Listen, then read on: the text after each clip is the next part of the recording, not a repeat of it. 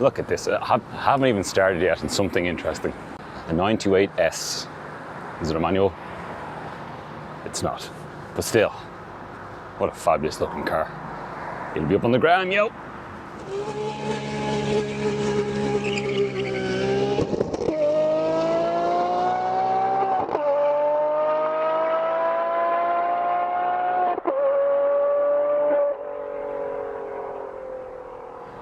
So I'm back, episode 3, the difficult third album.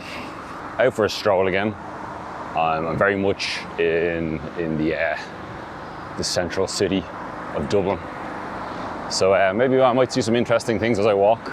And they will be up flexing on the gram, like that 928 I just saw a moment ago, which is a good start. I'm not gonna guess what color it was. I'm colorblind. It was an aquamarine blue. I'm sure there's an official name to it. Maybe I'll see some other interesting stuff and I'll post them. I have contemplated in the past of making a now car spotting video. I have some raw footage of one I did a while ago. There's a heron attacking what looks like an eel. Is that an eel? I'm gonna have to take a video of this, whatever it is. This is just weird. Good God. Oh, this is tragic. That eel is alive. Oh God. Yeah, this is very un-car related, but just caught me in my tracks. Jesus. Anyway, after that distraction, wildlife distraction. That's one thing about Dublin. You're never far away from some crazy wildlife, even when you're in an urban environment. Where was I? Yeah, I was contemplating doing a car spotting video, but I felt it was a bit too 2007. Not that any of the content I make is particularly interesting, but I think I might have been a step too far. Lovely day. It was spitting. It was spitting a bit now when I was coming in, but I can see some blue skies. There's a few dodgy clouds, but the way Heron were going on, we were in for a monsoon. Actually, I shouldn't lay all the blame on Heron. I should blame people like Dublin Live, the fucking sensationalist wankers, taking the information from Heron and telling us the world's going to end. It is annoying though, because yesterday I went for a hike with a buddy and we were Peak Mountain and so we're in our shorts and t-shirts and I have a little bit of farmer stand and everything, and now today it's pretty much the flip opposite. But sure, look, it's cleared up a bit. I'm sure you have to take the information that Heron give us with a pinch of salt. Their data is similar to that the VAG group used to give us, we can't really trust them when it comes to details. Anyway, I'm rambling. This is a car podcast. I've taken notes. Again. So let's see. New car information. So there's not a whole lot of new cars since I last spoke to y'all. I'm sure everyone's familiar with Johnny Smith and the Late Break Show. Of course, you are. If you're listening to me, you definitely listen to him. And he did a video there just the other day of the Ioniq 5, Hyundai's all new EV, ground up EV. So all their previous ones are kind of facsimiles of models they already have and have combustion engines. But this is a ground up EV, and I must say it's a good looking car. They call it a CUV, a crossover utility vehicle or whatever the fuck. It's basically just because they would love to be in a hatchback, but for it to make it work, it had to be ginormous, so they couldn't really call it a hatchback. But it's a good looking car, a little bit fussy in places, but all in it's great. And the thing is, it looks like the concept and the renders they showed us a couple of months ago. It's a cool looking car. A longer wheelbase than a Range Rover, but much smaller in size, although it is still massive, which makes for great packaging. Because not only does it doesn't have a glove box, it has a glove drawer, a proper like deep office drawer, and like you can recline the front and back seats, and brilliant piece of packaging. But I say it is massive. Fair play to Johnny Smith for keeping a straight face making his video, because the electric architecture that it's built on by Hyundai, they have called eGIMP. Yes, you heard that right, eGIMP. I think it stands for Electronic Global International Mobility Platform. I don't know, whatever the fuck. Either way, it's called eGIMP, which is just That's just hilarious. It's a very good video. If you haven't watched it, I suggest you get on that. Also, they've noticed they've shown us the production version of the Kona N, which, why the fuck would you get one of them? Just buy an i30. I'm sure it's great, but like, same thing with the Puma ST and the T-Rock R and whatever else over sporty. Just get the hot hatchback for fuck's sake. There's a nice, I don't know much about bikes now, but it's definitely a modern, old school bike. A Triumph Thruxton Or. I don't know what it looks like. It looks like it has some nice, I assume they're Öhlins, are they? Some nice rear shocks with independent reservoirs, Brembo brakes. I'll take another photo for the gram. If anyone's interested in this kind of stuff. I do like bikes. I don't know a whole lot about them, and I go out of my way to stay away from them, because if I got a motorbike, it wouldn't take long for me to do myself some serious damage. What else are we talking about? Oh yeah, other new car news. Lotus revealed their first, well, they haven't revealed it, they've teased and given us the name of their first production model, first brand new production model under the rule of Geely, or Geely. Is it Geely or Geely? I don't think it really matters. It's going to be called the Lotus Emira. Emira. Yeah, it's going to be mid-engined. There's going to be, again, run Toyota engines, Toyota gearboxes. Apparently it's going to have a range of engines, so it won't just be the V6 or one of their 4-pots or whatever. There's a last gen Prelude. I'll take a photo of this as well. Prelude. It's a 2-litre, which I assume is it a VTEC? Oh, I can't say I know. I have an encyclopedia knowledge of encyclopedia. It's an automatic of Preludes, but cool cars nonetheless. The Lotus Emira. Probably the saddest bit is, along with the name and a slight teaser shot, it's going to be based quite heavily design-wise, or influenced by the Lotus Evija, their stupid horsepower Halo electric vehicle supercar they're going to be bringing out. But what they have said is, though, it's going to be the last combustion-powered Lotus. Fucking diesel trucks, wait. The last combustion engine Lotus, which is, that's sad. I know other companies have already put the nail in the coffin when it comes to combustion engines and given us their end date and all, but some of them, it's not really that big of a deal, but someone like Lotus not making combustion engine cars is interesting. Not that engines have been the most evocative part of Lotuses over the years, but they definitely define the character. We'll see how that goes. But I do look forward to this Emira, because it could be a cool car. Here's another cool car. There's a C63 W202, the one with the M156, the good one, the 6.2. Take another pic for the gram. What else have we got on the car world? I suppose it's new car news, but I don't think it's not exactly consumer advice, this one. But I do look forward to this. It's called a Chimera Evo 37, and obviously the 37 is a hint as to what this is all about. It's basically I don't want to say a resto mod, because they're building them from the ground up. A recreation, I suppose, is the best way to put it, of the legendary Lancia 037 of the early 1980s. If you're unfamiliar with the 037, which I wouldn't hold against you, because for some reason it doesn't hold as much legendary status as other Lancias or even Group B rally cars of the era, but I think it's one of the cooler ones. It looks fantastic. Mid-engined, rear-wheel drive, very swoopy coupe body. I suppose one of its biggest problems is that it succeeded the Stratos, and then it was replaced by the Delta S4.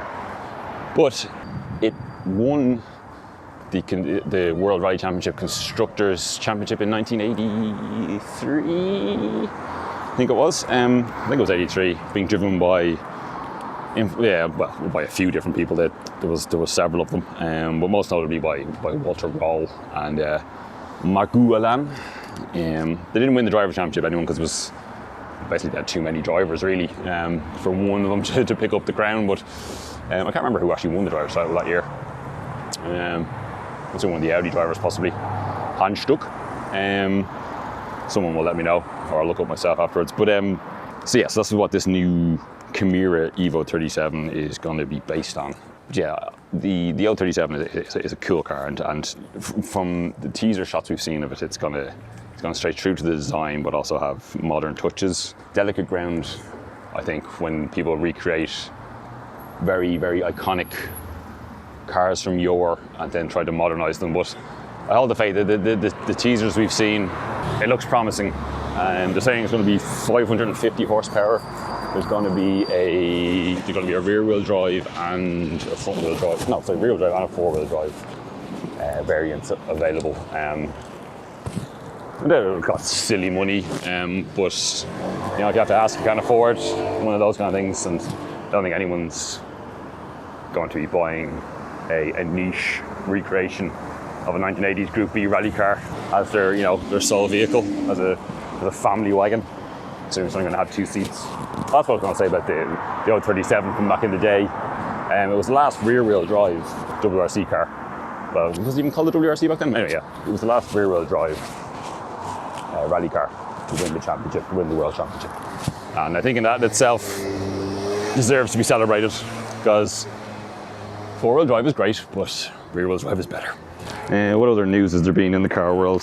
So the saddest thing is Alfa Romeo announced the Giulia. When it comes to the end of its production run, that's it for the Giulia and that entire platform. And now, because they're owned by Stellantis, they're going to be shared platforms, probably EV. Sad times. The Giulia was kind of a flash in the pan, I suppose, of a new era of Alfa Romeo, where they made good cars again, and now they're just going to become generic pieces of crap under the umbrella of a giant conglomerate. So if you have a Giulia, especially a Quadrifoglio, hang on to it, because I think that's going to be one appreciating asset you've got in your hands right there. Oh yeah, special mention to the Gto Engineering, which has a terrible name. I haven't written this down properly. Squallow. I might be getting the name kind of wrong, but it's something similar to that.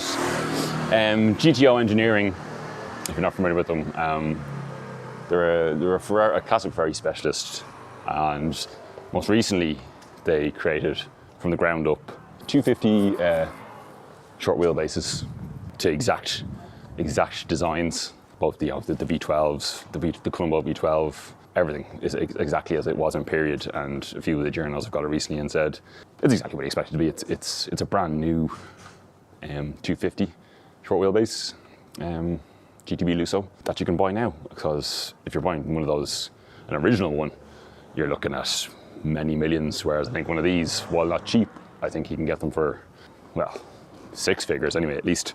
But anyway, so Gto Engineering are now going to bring out kind of their own kind of ground up design. This I think it's called the Squallow. Squallow. I'll have to look that up again. Look it up yourself. Gto Engineering, it'll come up. But so the dimensions and the design are certainly ape the Ferrari 250. But it has some modern touches which work. It has that daytime running lights, etc. And they're designing their own V12 to go in it. It's going to be rear-wheel drive. It's going to weigh less than a ton. My only criticism is the wheels look a little bit too big, but I'd be nitpicking, and I'm sure if you're going to be buying one of these, it's going to be made to measure. So if you don't like the wheels, I'm sure they can do something else for you. But a cool-looking car. That's one I highly suggest you give a Google. It's one of those ones that if I did manage to have the cash, I would probably buy it myself, but I don't, and I probably never will. There you go. The Gto Squallow. Oh, here's another cool car. I'm walking down a laneway, which is, there's going to be probably a few interesting cars here. It's a laneway where the mechanical area and one of the offices of a high-end car dealership is. I'm not going to mention their name. They're pretty prevalent on social media, and they're based in Dublin, but also have a place in Meath. I think that should narrow it down for you. Here's the first thing I've gone by. It's a 944, a red 944, which looks absolutely fantastic. It's a manual, has no instrument binnacle or a steering wheel. Work in progress, I would imagine. I'll see what else they have knocking along here. Here's a 500 SL. Again, all these will be flexing up on the gram. Nice silver 500 SL there. Here's a 2.5 Opel Senator. That should also give it away. They've had this car in circulation for some time. Maserati Merak. Is it an SS? I think it is. I knew walking through town would be a good idea. Catch some cool shit. What was I talking about? The car world. Kia have updated the Stinger GTS, given it a mild facelift. And again, it's been tested by the journals. The Stinger, I don't know. I never got along with the Stinger GTS. I think the way it looks is appalling. It's an unproportioned, fussy mess. I understand, like, oh, you know, it's got all the toys, and it's going to have a good warranty, and it's M3 almost performance for a lot less money, but no thanks. I don't like the way it looks, but also the Stinger GTS, so it's obviously the sporty one. I know you can get lesser models, but fuck that. So they claim it does 28 mpg, but it has 229 grams per kilometre of CO2, which means the road tax on one of them is 2,350 quid a year. Jesus. So like if you compare that to, say, an M340i, which I suppose will be the equivalent price-wise of in the BMW circle, one, it's a better looking car, two, it's a BMW, of which I'm not badge snob, but come on, it's a way better looking car. But one of those with similar performance, and let's be honest, it's a better car, one of those is only 750 quid to tax a year, which I just think, that just seals the deal. I don't understand. Well, I don't know how the business case for the Stinger has worked for Kia. I don't know, because I don't ever see any of them around. I suppose, is Korea a left-hand drive market, or is it right-hand drive? Because it seems strange that they even bother making them for the right-hand drive market, because I don't see, South Africa maybe, I suppose, but yeah, I know I'm in the minority. I know people like the Stinger, but it's not for me. What else has been going on? April 26th, the Mini, the R50 Mini, the new Mini, is officially 20 years old. The first R50 rolled off the production line. They didn't go on sale for another couple of months, and it wasn't an official press launch for another month or two. But the first one to be built and rolled off the line was yesterday, April 26th. So over the next 6 months, I'm actually going to see a hell of a lot of marketing guff and special edition models coming out of is it Oxford they make them?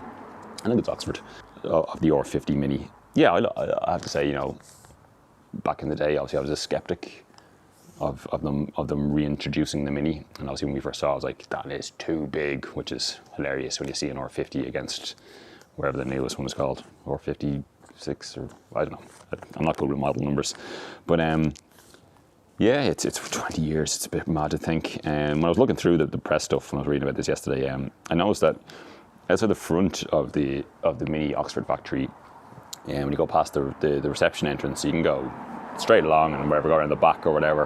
But there's a little bit you can just turn off, which is a little bit of a kind of like a double, depending on which way you're going, either a double right-hander or a double left-hander, that you can rip through. And it even has like red and white curbs, which is obviously just there just for, why go straight when you can just, chuck a Mini through a couple of little quick bends. So that alone, I think, deserves mention, and fair play. You can't deny the new Mini has certainly been a success, and I'd be lying if I said I haven't been tempted by an early Cooper, which I might still do, because I don't really know how long I'm going to have my Ford Focus for, which, if you haven't already, I have a video up on my Ford Focus, on my Instagram, Reincarnation, and my YouTube channel, Reincarnation. Check that out and stop listening to this now and go run and watch that, because you get to see me, you get to see my face, which isn't either a pro or a con, I don't know. But lots of cool information about the Ford Focus and why one and its rusty driver door. Speaking of the Ford Focus, actually, I was driving it there just today, actually, and I had a very scary understeer moment where it looked like I was going to go into a grassy embankment head on. But my quick helmsman reactions, I yanked up the handbrake and managed to straighten it out. I'm going to somewhat blame the high fly tyres which are on the front. It's a strange corner. It's in rally speak. It's a 90 right, but it's off camber, and it caused me to have some dramatic understeer. Admittedly, it was a little bit damp, but yeah, that caused a squeaky bum moment. Actually, come to think of it, I had a rather scary snap oversteer moment on the same bend in my BMW. And come to think of it again, that's also rocking high flies on the back. So there's the moral of that story. If you see a car or are tempted to buy high fly tyres, run a fucking mile, because they are bollocks. What else have I fucking to bog on about? I don't even know how long I've been recording for, but I don't think I have a whole lot else to say, really. It's been a quiet week, give or take, in the motoring world. I'm sure there was other stuff I was going to bog on about. Yeah, I think I'm running low on content today. I do apologise. I will come back with some better stuff in episode 4. I do promise. So obviously I can't sign off without giving you some recommendations as to what to watch and listen to. I don't have a podcast for you this week, but one thing I would recommend, if you haven't seen it already, is the intercooler, formerly known as the Drive Nation, Andrew Frankel and Dan Prosser's baby, their digital media output, which began as an Instagram account and then a podcast, but now they've released their app, which I've gotten. They only released it yesterday. It's worth a download. Now it will be, I think you get a 1 month free trial, but there will be a subscription to it after the first month, which you can pay annually or monthly, which I know is it's a big ask, and I'm not going to tell you, I'll let them do the selling to you, but I have got it, and I've read the first few articles. They've got some great names, Mel Nichols, Henry Catchpole, obviously the two lads. Ask Goodwin's coming back. They don't have the Ask Goodwin column on it. If you're not familiar with the Ask Goodwin column, give it a Google. It used to be an autocar, but it stopped a few years ago. It's by Chris Goodwin, hence the name, who's one of the funniest journalists going. He gives zero fucks. He's a bit of a motorbikeist, but he does love cars as well. He built his own airplane in his kitchen. Crazy motherfucker. The best episode, which is a bit hit and miss, I must say, of the Collecting Cars podcast with Chris Harris, is the one where he chats to Chris Goodwin. If you haven't listened to that, I highly recommend it. It's absolutely hilarious. But anyway, yeah, the intercooler app. There's already some great stuff up there, so I would recommend it, because they're going to be putting up app-only podcasts, app-only video content, but some of the writing that's up there already, that's going to be, because I'll admit, my magazine buying has become a bit erratic and sporadic over the last year or so. Just there's too many magazines and they're very expensive, so this might be my new go-to when it comes to actually purchasing car content. So yeah, no, check it out. And then when it comes to YouTube content, it's not so much a channel but a video, which dropped just the other day, which I highly recommend. The video title is, sorry, now I'm gonna bring it up here. Video title is #RingTool. 260 horsepower VTEC Alfa Romeo driven on road in Nürburgring. The name of the channel is BTG Dale. I think it's his most recent video. Now it's a 40-minute video about, I won't tell you too much about it. It's an Alfa Giulia, an old one, obviously, with a Civic Type 4. Well, not a Civic Type 4. It's a Honda S2000 engine and drivetrain that's been modified. Yeah, it's unbelievable. The attention to detail and the build and all the. Just check it out. BTG Dale, and the video is called #RingTool. 260 horsepower VTEC Alfa Romeo driven on road and Nürburgring ! Check that out. Yes, I do apologise. I'm a bit short on content. at the moment. I didn't do a whole lot of prep for this, I won't lie. Yes, I do actually do some preparation for this podcast, believe it or not. Small, but a little bit. I don't just turn on and hope and then see what comes to my mind. But I do a bit. As you can see, I'm going very rambly. I saw a special mention yesterday when I was talking about me and my mate going on a hike. When we were going up the mountains, we zoomed by a black BMW 1M, which is still, again, a lotto win car. I think it's on the list. I just fucking love them. Also, it's a black one. I couldn't quite. It was on Irish plates. I didn't get a good look at it because I was in the passenger seat like a bitch. I know. But we zoomed by it. My friend was driving his Skoda Octavia VRS with some Vim. So I only got a quick flash of it. So I hope to see it again.